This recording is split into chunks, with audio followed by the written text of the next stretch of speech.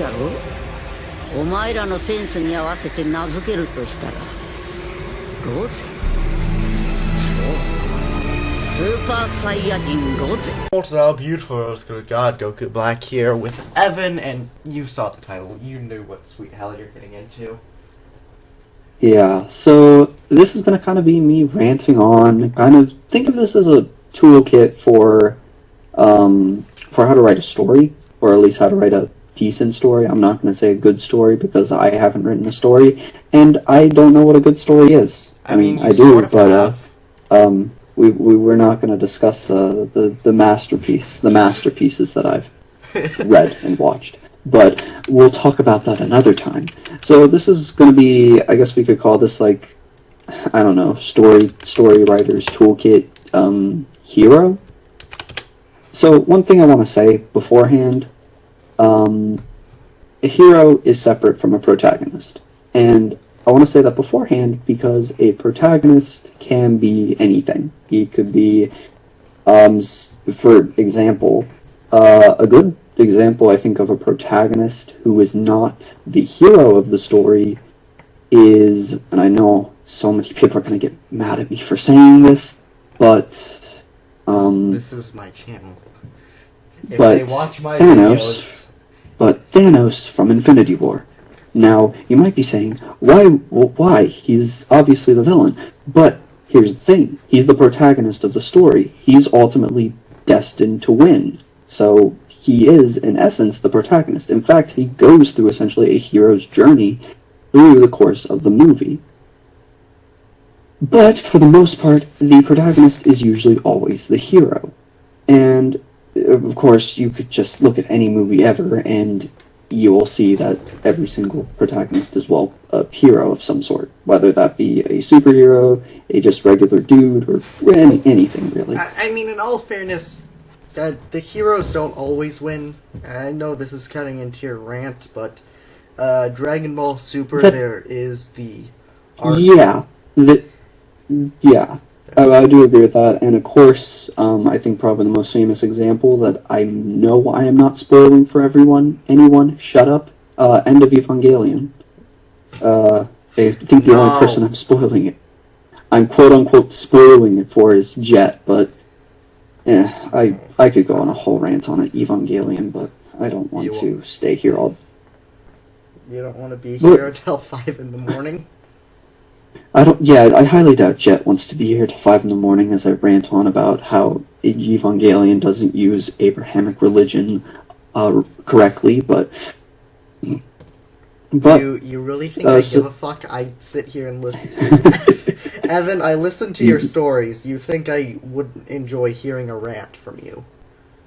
Alright, but anyway, so the first thing that I think you should do when you create a hero is just create a character. Don't make and so this is just something I want to say, don't make a perfect individual. Make someone with a flaw. Be that they're socially inept, or they're, I don't know, physically weak, or they're dumb as hell, but... So Goku? So I'd say Goku is actually, for the most part, a very good protagonist. He's likable, strong, but he is very not smart. Not like... Oh. I mean, he's smart... he's smart for the most part, but he's not He's battle smart. He's battle smart. Yeah, he's battle smart. Now, there are several ways that there are several types of heroes that you could point out, and I think what ultimately, in my opinion, makes a good hero is someone who is just likable. And now, if a hero is just, say, this, or rather someone you can relate to, not like... So, like, the best way I could put it is someone you would like to, have a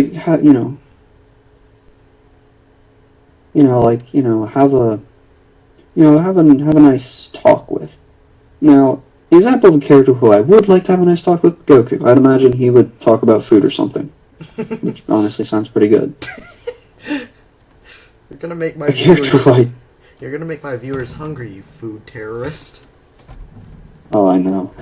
An example of a character who I don't think I would ever want to talk to might be Vegeta, because I think he. Well, not only would I be considered a lesser being than him, I would What are you probably talking about?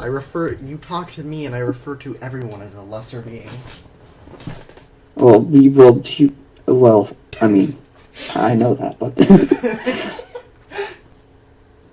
but now, but the point I'm trying to make is a good step that you should take is make someone who's flawed. Maybe have them have a facade of some sort. Maybe make it so that while they appear that they're very confident, they actually have serious doubts in their own abilities, or something. Another thing is, so this is something I've seen a lot lately, and this is of course what I like to call the bloodline cliche. Now, having a character be... Now, the bloodline cliche, in case you don't know, No. or are uninitiated, I'm not. is... Well, this thing that I've noticed in media, where a character who we had no idea is something or some other, it turns out to be related to someone super important, or is something super important. Now, in some cases, this can work. I think the most famous example of types that I think can work is actually the character of Percy Jackson. He is the child of, Poseidon. So I actually think that works for his strength and his ability to manipulate water. Yeah, that works. And I could think of several more examples on how this doesn't work, but I think if I did that, I'm just going to throw this out of the way, but the most obvious example that I'm pretty sure everyone is going to say is Rey from the recent Star Wars trilogy. I haven't seen Star Wars. I know you haven't, but basically she's related to someone super important, and I am angry every time I think about it. That rant on that over, but I could... Anyway, I have my own opinions about the sequel trilogy and But basically, to create a protagonist, you want to make someone who has some relatability, who's not super powerful. Basically, the point I'm trying to make is, don't make a Superman. And, okay, there are some cases in which a Superman-like character can work. For example, in the storyline of All-Star Superman, he kind of deals with something that's kind of life-changing for him, and it's that he has essentially cancer, which you might think is, how can Superman get cancer? And it's something about he got too close to the sun or absorbed too much radiation. The point being, he actually kind of lives his life, to the fullest in that comic, and I think it was kind of beautiful. But that's just my opinion.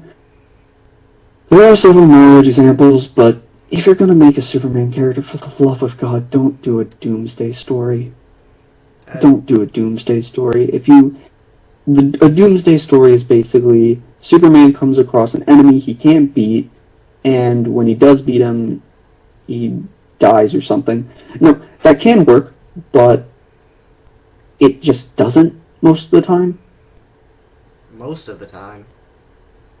The only time I've actually felt that it worked was with the first time with Superman. That was the only time I felt that it actually worked. And all the other times that DC has attempted to do it again, it just hasn't really felt as impactful for numerous reasons, but... Anyway, aside from those little rants that I went on,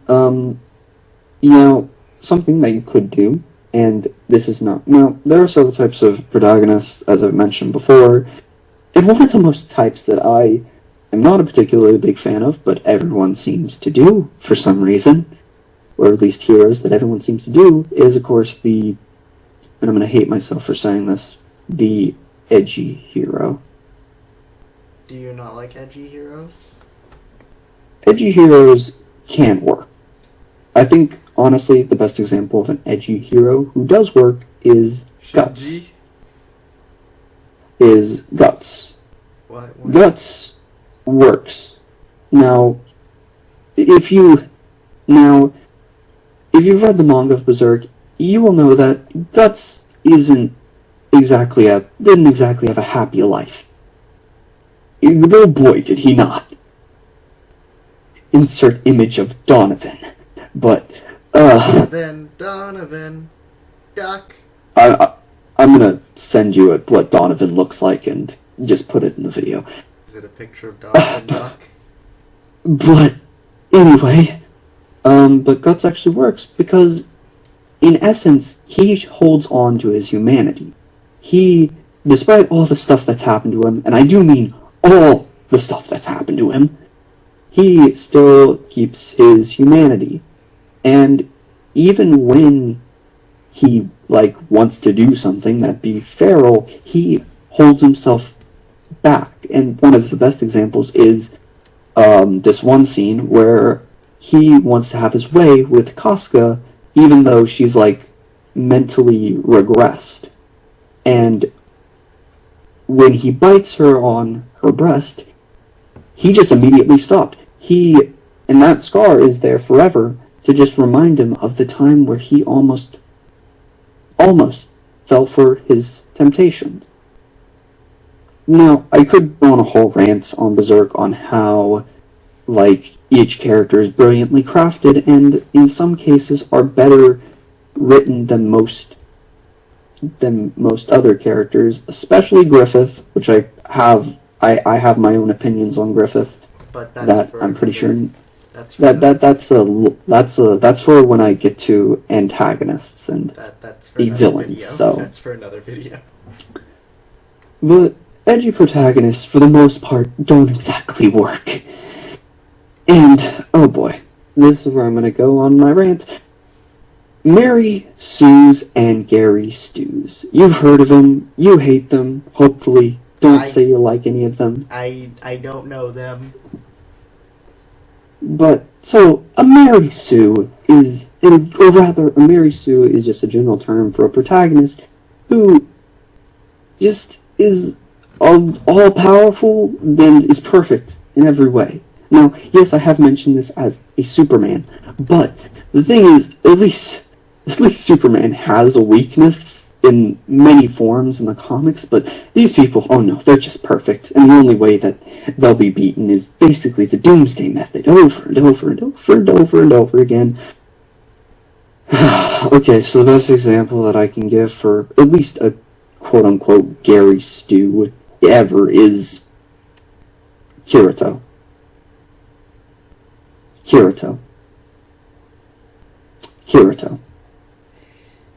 Now, Watch the abridged series. Well, the abridged version actually kind of makes it a little bit funny, where he has an overconfidence that is amazing. Watch. The show doesn't give you that at all.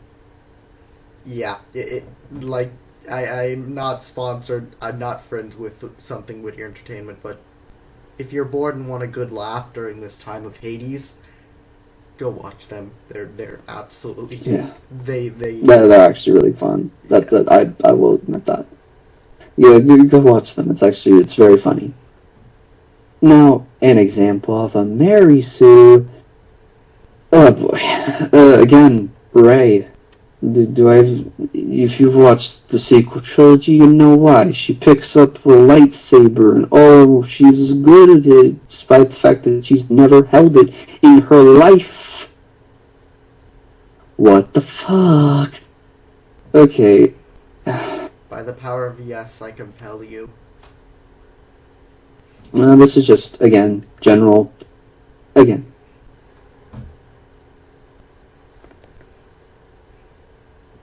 You're cutting out.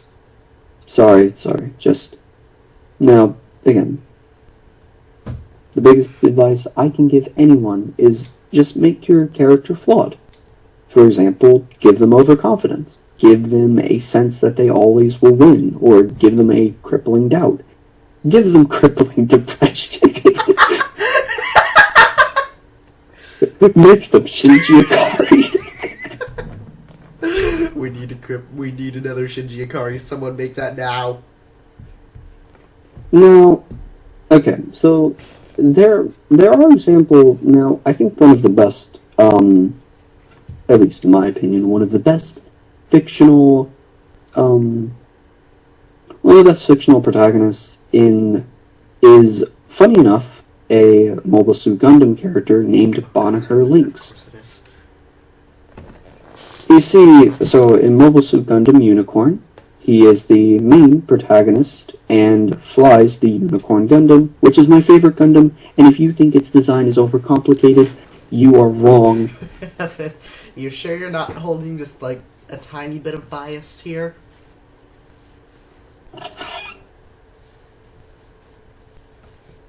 No. It's truly, it's the best design. Anyway, but Banneker is actually a very well-written protagonist, although he is basically, for the most part, a clone of Amuro, who is the first ever Gundam protagonist, and might be a Gary Stu if you look into it. Honestly, no, it's really the suit that does all the work. The suit is a Gary Stu. RX-78-2 is a Gary Stu, and don't you ever deny it. The Granddaddy Gundam is not a balanced protagonist. It is very balanced. But Banneker, he is rather bland personality-wise. He's just kind of a good boy who doesn't want war to happen. He good boy? But here's where... Yeah, he's a very good boy. He's a sweet boy. But here's where things get interesting. Unlike Amuro, who in the first, 10 minutes of the series gets into a giant prototype war machine and starts murdering literally adult men in other giant war machines and also launches his dad into space, That sounds fun. Banneker just gets into the mobile suit, but he doesn't use it to brutally murder people. He instead uses it to just kind of destroy the mobile suit that they're in and kind of leaves them be. And he's just even a when vibe.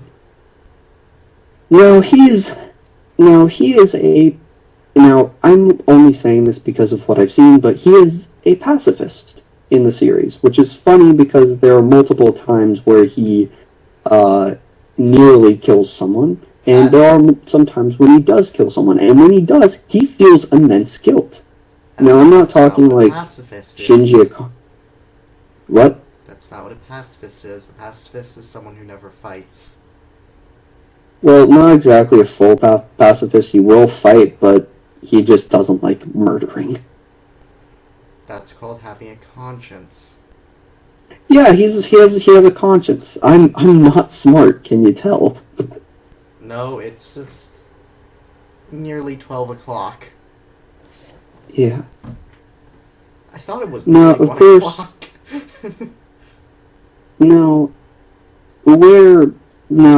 Why I like Banneker is just a whole other thing. I could go into a whole Gundam rant, but you don't want to hear that. I don't think Chet wants to hear that. He still has yet to watch any of the Mobile Suit Gundam series, which I want you to watch. So go watch it, please. I will. It's actually really good. I highly recommend it. If you ever have the chance, please watch it. It's I'm good. rewatching series at this point. I need to watch Noragami, Oh yeah. but Anyway, the whole rant is basically give your character a flaw. Don't make them flawless. Because a flawless character is a boring character. A flawed character is an interesting character because you get to see how this character either circumvents their flaw or overcomes it. And I think that's ultimately the beauty of a flawed character. Now, there are times in which a quote-unquote flawless character can work, and I think the best person who has ever done that is the web manga artist 1, who wrote One Punch Man and Mob Psycho 100. Mob has a flaw. Yes, exactly. Despite the fact that Mob basically is the strongest, just psychic ever, he kind of suppresses all his emotions, and that, doesn't make him particularly... Yeah. And Do I even need to say anything about Saitama? He is flawless. He just yeets everyone. He just destroys everyone, and what really kind of makes him not famous in his world is just the fact that he didn't get the credit. He just kind of destroys the guy and then leaves. He's kind of like Juzo, isn't that right? I hate you. But, Context: I've one turned so many of his characters. yes, I could put you just put on a list of like all the characters, just put you know them all. the point that I'm see all your making, characters die to him next time we battle. I want you to know this. yeah, but the point that I'm making is all these, you see, the beauty of a character is having them be flawed. Now, this could also apply to the villains, but I'm not going to go to the villains just yet. Now, also, one thing that actually does work, and I have noticed this, is when you make a team of characters, have them work off each other. Have them have their flaws kind of interact. Just make sure their team dynamic works. Don't make it be just a bunch of random people who got together and have no history. And have them have history, and even if they don't have a history together, make it so that they kind of get to know each other. Don't just have them be cardboard cutouts just talking to other cardboard cutouts. Give them each a unique personality, a unique flaw, a unique characteristic. Basically, the moral of the story for creating a hero is flaw. Create a flaw for them. The moral of the story: be flawed. It's what makes you interesting. Yeah, I that's honestly all I really have to say. If you want to make a hero, and in most cases, the hero will be the protagonist. It's not always the case, but I think the majority of the time it is. I will say that. Don't make your character an edgy son of a bitch. Don't ever do that unless you have a good reason to. I will now make him an edgy son of a bitch for no reason. You already did that with Ozo. Fuck off. Yeah, he's... Dude, to be fair, he's less edgy than Michael. No, Ozo is very edgy. He wears all black. He wears a black scarf covering his face. Wait too. There's going to be one scene in a future arc. None of the audience will ever have context as to what the hell an arc is, and I will never explain what an arc is. There's going to be one event in a future arc where Michael shows off a lot of epic gamer power. So if anyone's an anime out there watching this, I'm pretty sure Evan would love to have some contact with you. Please, if you were to hear my story, you would be very questionable. I already have schematics for potential Figmas. Please contact me. They're watching my videos. They know what questionable is. True. Now, but I could go on a whole rant, but I don't. No, I could go on a whole rant about my series and how I think I've made some of my main protagonists, kind of, they have their own flaws. I mean, I don't know if I'd say Kasume has a flaw, but he might. I'd say the fact that if anyone talks about his hair or any part of his body that so much resembles Suki, he will go into a bloodthirsty rage. But no one's gonna understand. No one will, and that's the beauty of it. That's the beauty of it. And don't even get me started on all the flaws that Adonis has. He's not smart, but he no big brain. He no big brain, but he have lots of heart, and he very kind boy. I mean, there's no. I know you probably can't tell that from the way I'm writing him currently, but he's a very kind boy. Suki, my angel that I created is kind boy. Yes, yeah. I have an idea for that arc that I will explain at some point once I finish Arc 11, but since that arc is apparently cursed... Arc 11 is like my channel. When's it gonna be done? Eventually. Eventually. Here's the thing, I only have to do... So, anyway, this is the end of the video. Subscribe, comment, help his algorithm. Please give him some form of promotion. If you don't, I will come to your house and play Stall for 24 hours. What? You won't be able to buy a Schlack coin, so... What? What? If you've watched SMP Live, you get those references. Haha, big brain. This is a weird champ moment. Alright, mortals, that's like and subscribe and comment, I guess. Help my fucking And then- algorithm. And comment that the rebuilds are better than the original series. Comment hashtag no Chad Ricky. Alright, see Don't you. actually do that. See ya.